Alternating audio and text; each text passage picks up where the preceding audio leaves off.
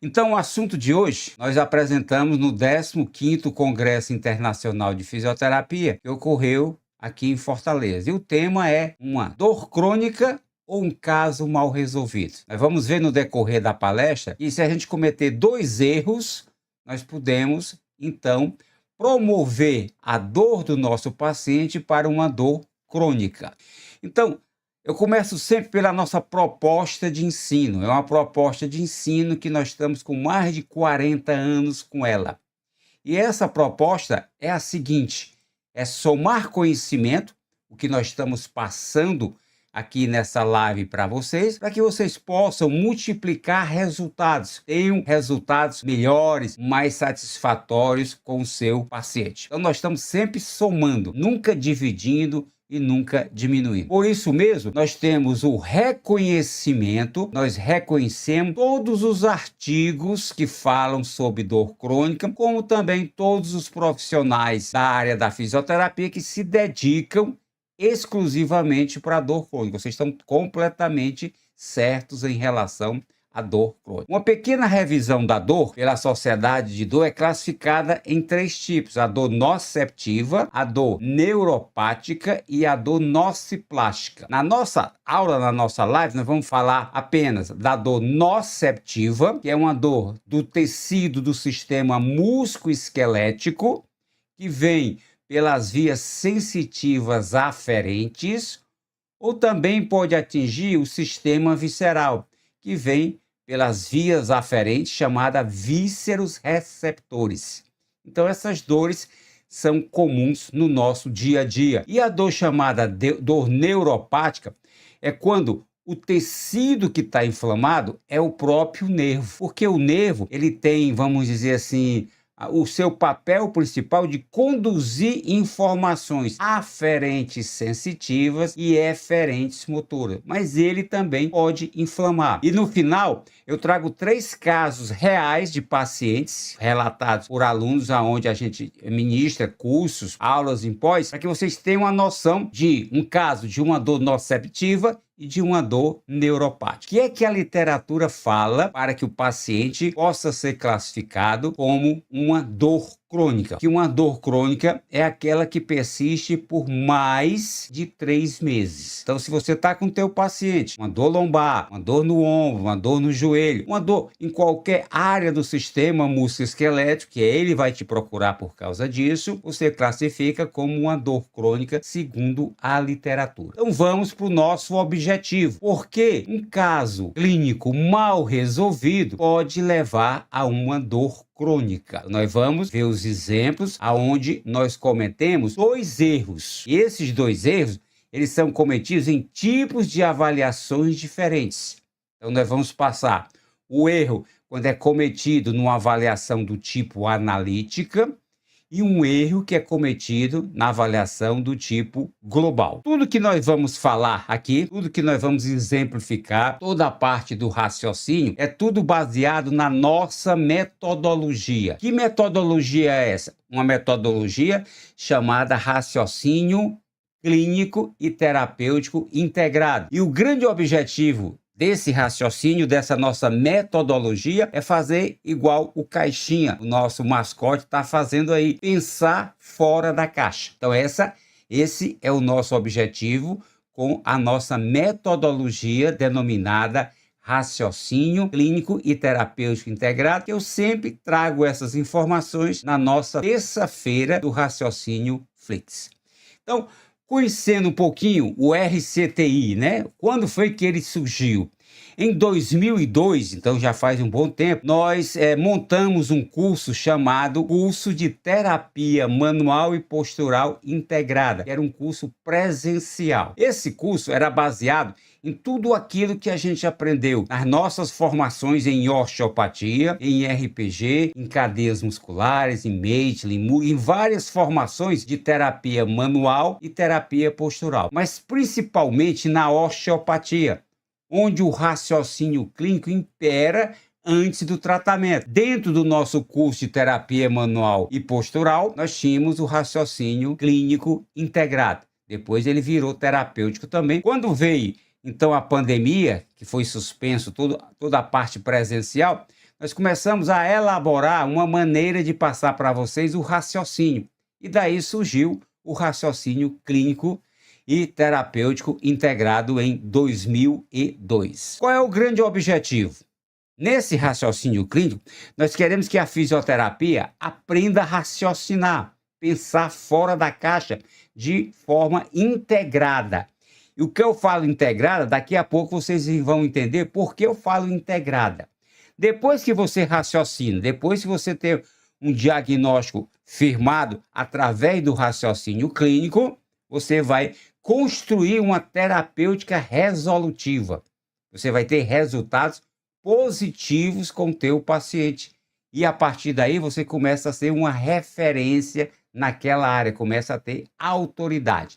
Então esse é o objetivo e eu acredito que no final da nossa exposição você tenha a capacidade de raciocinar e elaborar uma terapêutica resolutiva. E gradativamente, subindo uma escada, degrau por degrau, você vai se tornando uma autoridade. Eu falei para vocês que seriam 2 erros. Vamos ver o primeiro erro. Quando você faz uma avaliação analítica, o erro é fazer uma exclusão de estruturas anatômicas. Não vai incluir determinadas estruturas anatômicas que deveriam ser incluídas no momento da tua avaliação. Esse seria o primeiro erro que vai fazer com que o teu caso clínico se torne crônico, torne uma dor crônica. Segundo erro, quando você faz a famosa avaliação global. Na avaliação global, se eu focar apenas na sintomatologia, eu vou cometer o segundo erro. Então esses são os 2 erros que nós vamos descrever no decorrer da nossa live. Então para isso vamos abrir o nosso livro de raciocínio clínico e terapêutico integrado. Conceitos básicos. Então nós vamos dar 2 conceitos básicos para vocês. O conceito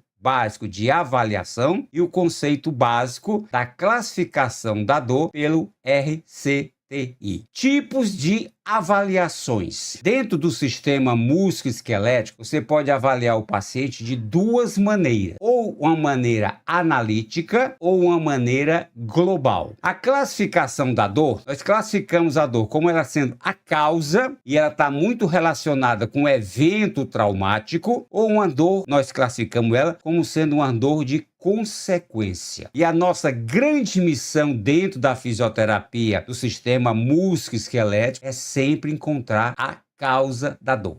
O que é uma avaliação analítica? Uma avaliação analítica é quando você avalia somente a área da queixa principal. Exemplo, meu paciente chegou com a dor no ombro. Eu vou avaliar apenas a área do ombro. Meu paciente chegou com a dor no joelho. Eu vou avaliar apenas a região da dor do meu joelho. Então isso é uma avaliação chamada avaliação analítica. Ela é válida dentro da grandeza que é uma avaliação global? Sim, ela é válida. Quando? Quando se trata de um evento traumático. O meu esquema de uma avaliação analítica, onde o meu único caminho é chegar até a queixa principal. Então, na queixa principal, eu vou fazer a minha avaliação e na queixa principal eu vou fazer o meu tratamento. Então, isso é uma avaliação analítica. Então, ela está muito ligada com o evento traumático. Então, agora vamos, dentro do evento traumático, vamos colocar aonde a gente pode fazer o nosso erro. E a partir desse erro, a dor se tornar crônica. Então vamos pegar esse exemplo, uma avaliação do entorse do tornozelo, decorrente de um evento traumático. Se é um evento traumático, a minha avaliação vai ser do tipo analítica. E aquela região da queixa principal, onde o paciente se queixa de dor, ali é onde está a causa. Foram os tecidos que foram lesionados a partir do trauma. Então essa é a dor causa. Então vamos pegar agora um caso clínico. O paciente chega para você com a queixa principal de uma dor na região lateral do tornozelo, após um entorse do tornozelo no mecanismo de inversão e flexão plantar. Então eu pergunto e eu mesmo vou responder para vocês. É fácil fazer essa avaliação? Você vai responder, sim, é fácil. Qual estrutura foi lesionada? Você de imediato vem dizer os ligamentos. É uma lesão ligamentar. É o ligamento que está provocando a dor do meu paciente. Então eu vou me deter apenas a região da queixa principal. E a dor do meu paciente está sendo provocada por uma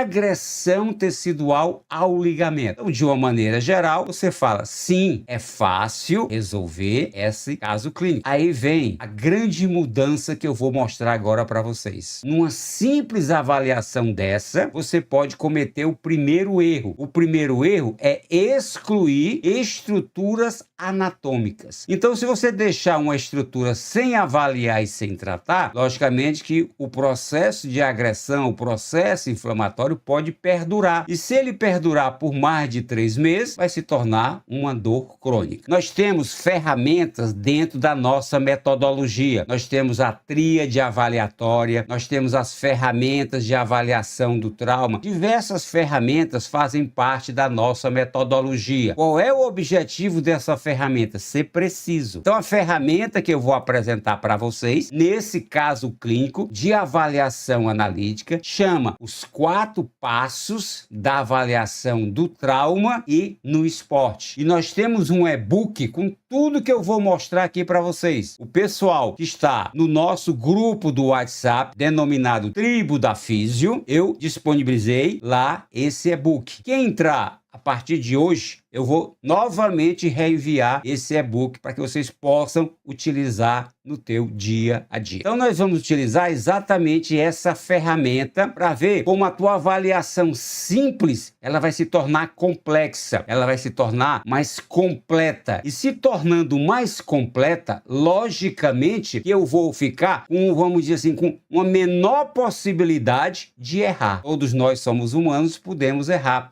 Mas aí você vai ficar com uma possibilidade muito pequena de errar. Então vamos pegar lá o nosso caso clínico, que seria aquele paciente que está com a dor na região lateral do tornozelo. Então são 4 passos. Passo 1, você vai delimitar a área da queixa principal. Vai marcar lá. Então a área da queixa principal seria exatamente a região lateral do tornozelo. Esse é o primeiro passo, os 4 passos. Segundo passo, você vai relacionar todas as estruturas anatômicas que estão na área delimitada da queixa principal. Aí vem um pré-requisitozinho necessário para que você faça o passo 2, que seria, logicamente, conhecimento da anatomia. Então vamos juntos fazer essa listagem das estruturas que estão naquele lado lateral do teu tornozelo. Eu tenho os ligamentos laterais, que seria o talo fibular anterior, o calcâneo fibular e o talo fibular posterior, que seria a ideia inicial. Então, quando você responde que quando o paciente tem um entorse do tornozelo, ele lesiona os ligamentos,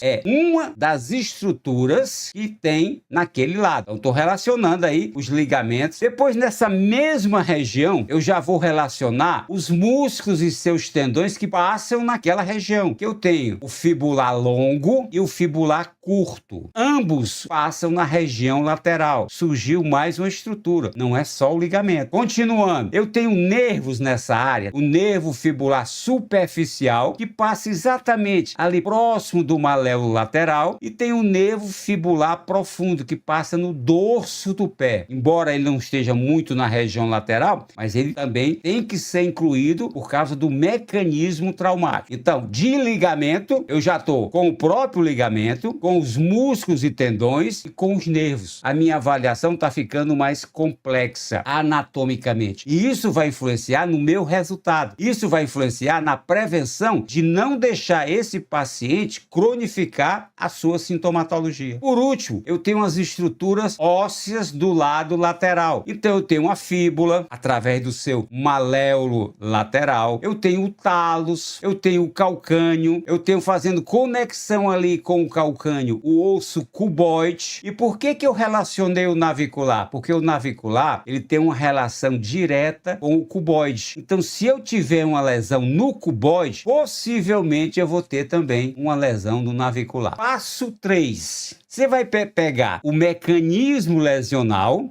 que seria a flexão plantar com inversão, e vai relacionar com as estruturas anatômicas. Ou seja, você vai fazer assim, o mecanismo traumático afetou a minha estrutura anatômica através desse evento traumático? Então você vai fazer o checklist agora. Então vamos novamente fazer o checklist. O ligamento, na hora do evento traumático, na hora da flexão plantar com inversão, na hora do entorse, esse ligamento é afetado? Sim, ele é estirado. Então você coloca lá a positividade que o ligamento pode ter sido afetado durante o mecanismo traumático, durante o evento traumático. Os músculos, através dos seus tendões, que estão também ali na área lateral, são afetados? São. O mesmo mecanismo que fez com que o ligamento fosse estirado, também vai afetar essas estruturas tendíneas. Coloca um positivo. O nervo é estirado? Sim. E um dos mecanismos que inflamam o nervo, além da compressão, é o seu estiramento. Olha só que coisa interessante. Eu tinha a ideia que durante o entorse, apenas os ligamentos eram afetados. E a dor do meu paciente vinha exatamente da lesão do ligamento. Olha quantas estruturas já apareceram além dos ligamentos. Os músculos e os nervos. E as estruturas ósseas, elas são afetadas? Mas durante o mecanismo traumático, durante o evento, durante o entorse, essas estruturas ósseas, elas se movimentam. E o que é que pode acontecer? Uma dessas estruturas ósseas, ou todas, elas podem realizar um micromovimento e fazer fixação óssea ou fixação articular. Então, mais uma vez, eu positivo mais uma estrutura. Olha que quadro lindo agora, ó, que quadro complexo. Tudo baseado na nossa metodologia. Então, de uma estrutura, ó, eu passei a ter 4 estruturas. Então, isso quer dizer o quê? Que uma dessas estruturas, 2, 3 ou todas as estruturas foram afetadas. E essas estruturas podem estar provocando a dor. Então, eu posso ter uma dor do nervo, posso ter a dor do ligamento, posso ter a dor de uma fixação óssea. Então, se você não abrange todas as estruturas e deixa uma estrutura sem avaliar, consequentemente que a dor vai persistir. Vamos agora para a quarta etapa, que é uma das mais importantes. Agora, o que é que eu vou fazer? Eu vou saber se realmente essas estruturas, embora tenham sido afetadas pelo trauma, se essas estruturas estão produzindo a dor na região lateral do meu paciente. Eu tinha, na minha avaliação, apenas o ligamento. Então, a quarta etapa, você vai realizar os testes específicos, a propedêutica para cada tecido. E você vai buscar a positividade. Quando eu testo um determinado tecido, a dor do meu paciente aumenta. Se eu testo um tecido e a dor do meu paciente não modifica, continua no mesmo patamar, isso está me dizendo que essa estrutura não foi afetada. Teste de estresse ligamentar. Vou fazer um estresse, vou estirar o ligamento. E ali, quando eu estiro, se produzir dor no meu paciente, eu tenho o ligamento. Você pode estar perguntando assim, mas quando eu estirar, pode ser o músculo? Pode. Quando eu estirar, pode ser o nervo? Pode. Mas nós vamos fazer testes de diagnóstico diferencial. Vou pedir ao paciente que ele faça uma contração contra resistência de maneira isométrica, para que eu possa avaliar os músculos que passam ali. No caso, o músculo fibular longo e curto. Se eu realizo a contração isométrica e a dor acentua, sinal que houve envolvimento também da parte tendínea e não só dos ligamentos. Então já fiz um diagnóstico diferencial. Lembra que quando eu estirava podia ser nervo, tendão, podia ser ligamento? Então, eu preciso fazer um diagnóstico diferencial agora para isolar os nervos. Eu vou utilizar teste de tensão neural adversa para saber se nesse evento traumático houve ou não o envolvimento dos nervos. E aí você vai anotando tudo. Vai anotando quem positivou, quem negativou, para depois você ter na tua relação as estruturas que foram realmente afetadas durante o mecanismo traumático. Olha como a avaliação cresceu. Ela deixou de ser só o teste ligamentar e agora eu estou testando todas as estruturas estruturas que estão na região lateral. E para completar, eu vou fazer o teste de mobilidade de posicionamento articular para todas aquelas estruturas que foram afetadas do lado lateral. Vou mobilizar a fíbula, saber se ela tem mobilidade, se ela tem rebote, o calcâneo, o talos, cuboide e, consequentemente, o navicular. Vou procurar se eles têm mobilidade, se eles não estão fixos. E aí você tem que conhecer a anatomia palpatória. Então você fez, de uma maneira geral, o teste de todas as estruturas. Você tem uma lista de todas as estruturas que podem ter sido afetadas durante o mecanismo traumático. Isso vai facilitar para você a prescrição precisa terapêutica. Eu tenho técnicas terapêuticas voltadas para ligamentos. Eu tenho técnicas terapêuticas voltadas para músculo. Tenho técnicas terapêuticas voltadas para nervo. E tenho técnicas terapêuticas voltadas para as estruturas ósseas. Então, fechei de uma maneira consciente, de uma maneira concisa, de uma maneira precisa, uma avaliação analítica pós-traumática. Deixei de pensar só numa estrutura, passei a pensar em todas as estruturas que foram delimitadas pela minha região da queixa principal. Qual dessas estruturas trariam mais fatores agravantes no entorse do tornozelo? O ligamento, os tendões, o nervo ou as estruturas ósseas? Qual dessas seria mais agravante? Geralmente a gente esquece dela e ela pode até se tornar crônica local e crônica global. Essas estruturas que seriam mais agravantes são exatamente as estruturas ósseas, que podem ter uma consequência de uma fixação. Quando você faz o entorse, você observa que na hora que você faz a flexão plantar com inversão, o talo se projeta para frente e para fora. É uma posição antero-externa. Logicamente que depois do entorse, ele tem que retornar à sua posição de origem. Olhem que o teu calcâneo ele faz um varo. Se ele for e não voltar, ele vai ser fixado em varo. E qual é a relevância dessa fixação? Lá no nosso pé, nós temos os captores podais. Ele capta exatamente e leva informações para o sistema nervoso central do teu posicionamento, da pressão que você está colocando no pé. E ele joga isso e o sistema nervoso codifica e mantém o teu equilíbrio, mantém a tua postura. Se eu tiver uma alteração de uma estrutura óssea, logicamente que vai ser uma nova informação que esse captor podal vai passar para o sistema nervoso. E logicamente, se é uma nova informação, o sistema nervoso vai ter que corrigir essa posição. E aí é que vem as compensações ou adaptações à distância da lesão traumática. O pé é uma porta de entrada de lesões que pode provocar uma cadeia lesional ascendente. Ou seja, se você não tratou o pé, ele pode estar mandando informações e o corpo vai tentar se adaptar, vai tentar procurar o teu equilíbrio. Então, por isso que é muito importante, não desprezando as outras estruturas do pé, mas que você avalie detalhadamente a posição de mobilidade e de rebote de cada estrutura óssea que foi envolvida no trauma. Então, aí é o primeiro erro. Qual é o primeiro erro? Deixar alguma estrutura sem avaliar e tratar pode se tornar crônico. Essa estrutura pode tornar a dor crônica.